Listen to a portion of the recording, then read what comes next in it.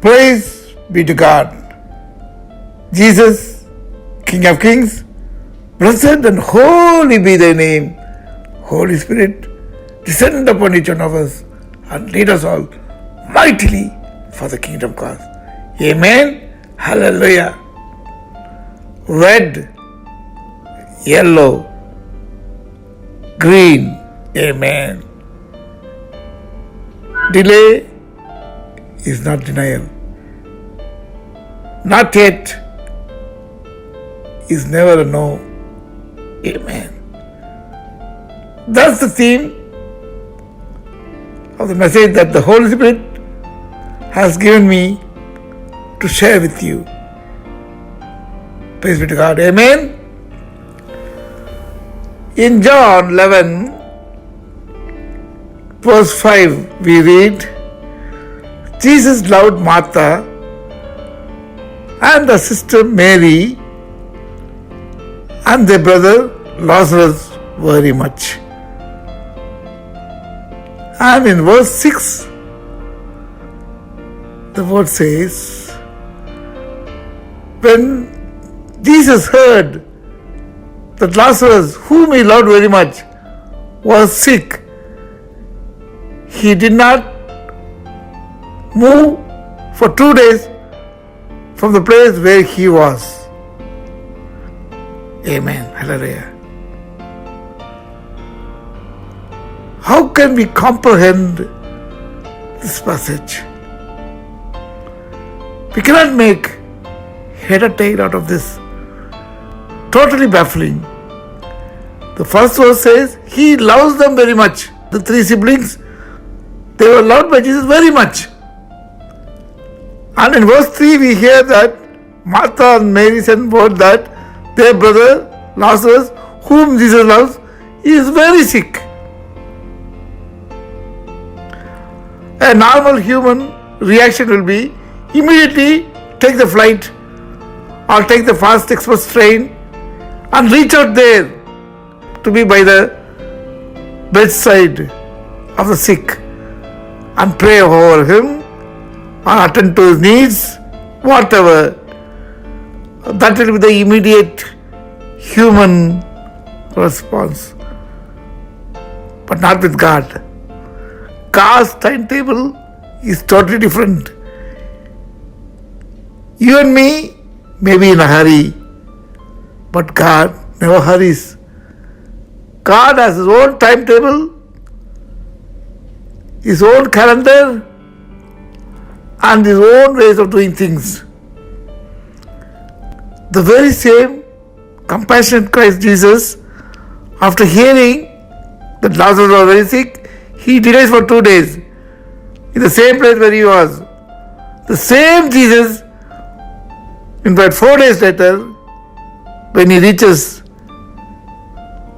Bethany, the place of Lazarus, and finds him dead, though he knows he is dead already, which we read in John 11, verses 11 to 13. He already knows that Lazarus is dead. Now when he comes over to the sister's place, he weeps. John 11:35, the shortest verse in the Bible. Jesus wept. John 11:35. He delays, he loves, he hears the message that he is sick, he delays purposefully for whatever reason we do not know, and then when he reaches, knowing that the brother is dead, he weeps. Tears pour out of him. He was overcome. He was overwhelmed with compassion for the sisters. He mourns with them. And the most incredibly impacting perspective in this is the same Jesus, the Christ, the Master, the Son of God, knows that in another very few moments he is going to perform a mighty phenomenal miracle. The world is still recounting and recalling a phenomenal message, a phenomenal miracle of resurrecting the dead Lazarus. After 4 days in the tomb, Lazarus was resurrected miraculously, phenomenal miracle by Jesus. But the same Jesus, just a few moments ago, before resurrecting Lazarus, he weeps. And a few days ago, he delays. How can we put our finger and say this is the reason why Jesus did that?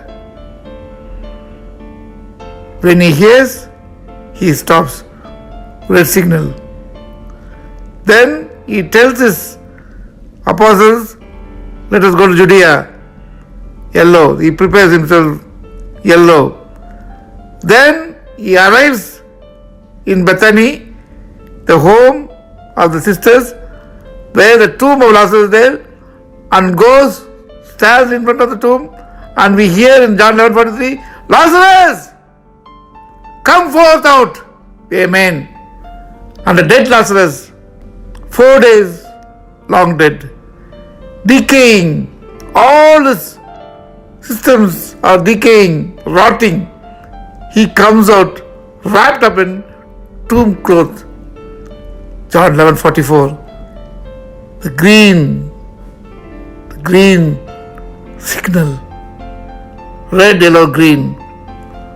In God's waiting room, that's how the lights burn. First red, then yellow, then green. But remember, there is always a green. There may not be a red, there may never be a yellow, but there is always, definitely, absolutely, there is always a green light, a green signal from God Almighty, from the Lord Jesus. Amen? Always green. So a delay is not a denial. Don't be discouraged. A not yet is not a no. God never says no to a faithful believer. For 400 long years, the red light, God's red light, was glaring in the slavery lives of the Hebrew descendants of Joseph and his brothers.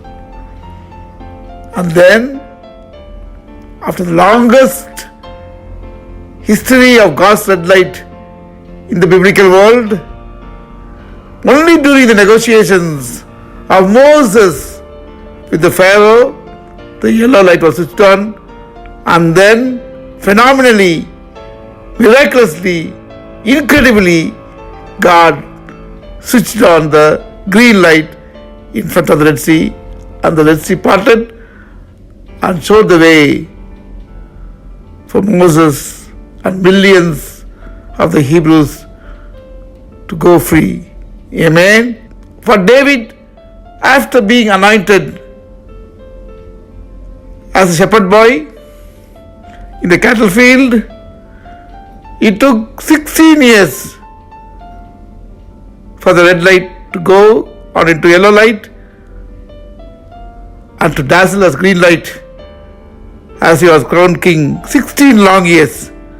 For Apostle Paul, after being chosen as a vessel, the chosen vessel by Jesus himself, and after his first mission, it took 14 long years for the red light to go into yellow and then onto green, to make apostle the greatest evangelist ever, the greatest missionary ever, and as apostles to dazzle now history. Going back, after building the ark, Noah has to wait for 120 years for the rain to come, for the green signal to be on, to shower with rain, and for the flood to come. We all know that Abraham had to wait for 99 years for the green light through Isaac. The history is long. The history is long and long. Even Jesus, 30 years, it took him to begin his ministry. Many, many millions of the disciples of Christ, it took many, many years to see the green light. Even for me, the humblest and humblest of dust, the humblest servant, it took 51 long years to see the green light, to accept, to see Jesus coming into my life as my Savior and to lead me on in His mission to preach, teach, shout, proclaim and advocate the gospel. Amen. Hallelujah. Psalm 37:7 says, wait patiently for God to act. Amen. David was well experienced with the red, yellow and green lights of God. That's why the 16 years experience of waiting makes him to sing this song. Wait patiently for God to act. Amen. Hallelujah. God never says a no to a faithful believer. God never denies a faithful believer. Your power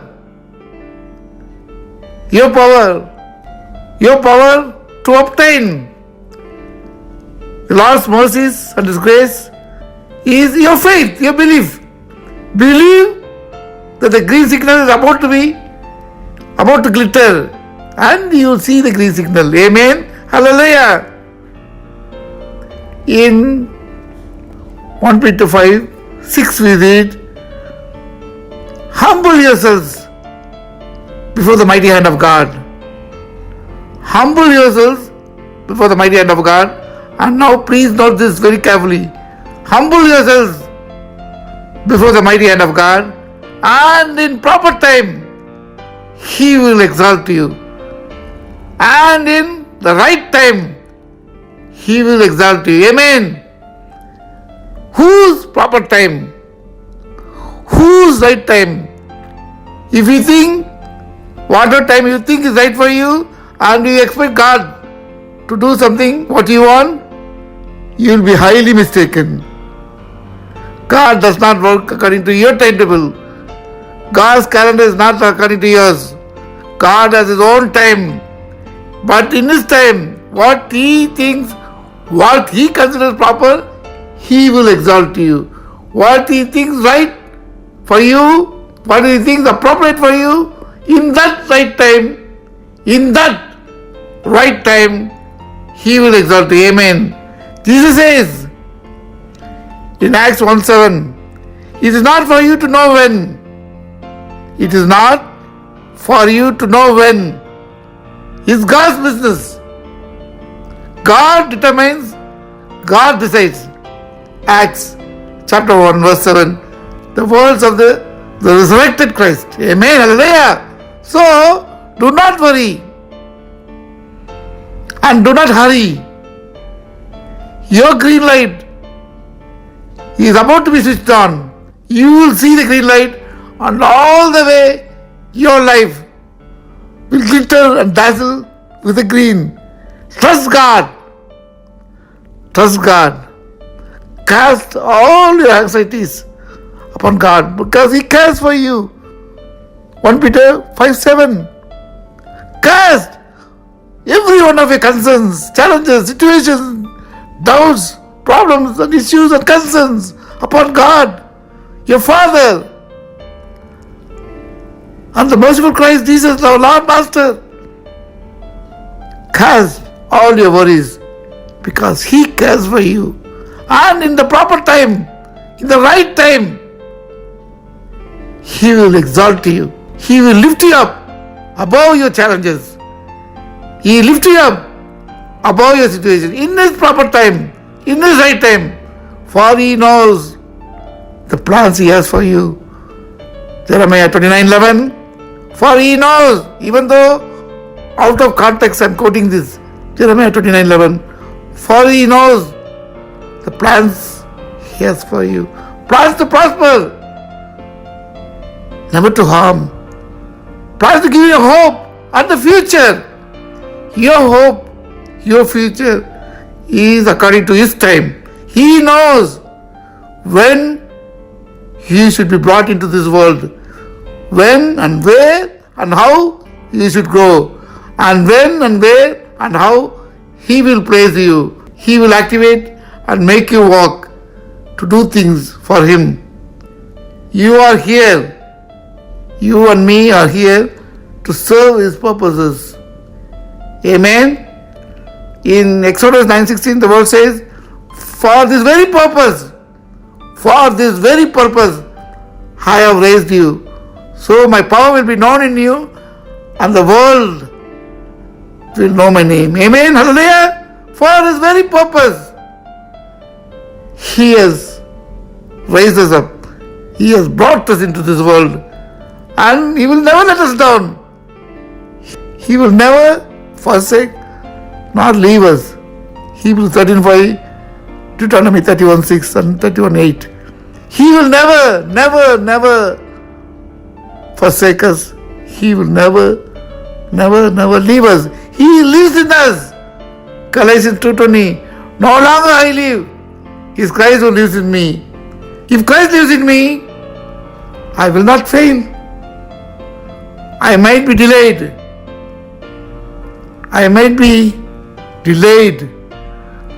But I will never be denied, because he is in me. He wants me to prosper. He wants me to have great hope and a great future. He is my Father, my Lord, my merciful Christ, my Jesus. He will never want you and me to fail, to suffer, to worry. So no hurry. So don't be in a hurry. Wait upon the Lord. Those who wait on the Lord will renew their strength, will mount on wings like eagle and soar high. They will run but not be weary. They will walk but will not faint. Isaiah 40:31. Those who wait on him will renew the strength. Hallelujah. Praise be to God. I declare and decree through my humble prayer that you wait on the Lord, and may your strength be renewed, and may you walk mightily, gloriously, gladly, joyfully, rejoicingly, chanting the name of the Lord. Holy, holy, holy, chanting his name, and be blessed all the way, you and everyone around you. In the name of Jesus, I pray. Amen. Praise be to God. May all the glories go to the Heavenly Father and His Divine Son. Blessed be your name, Jesus. Shalom. I will worship you with all of my heart. I will seek your face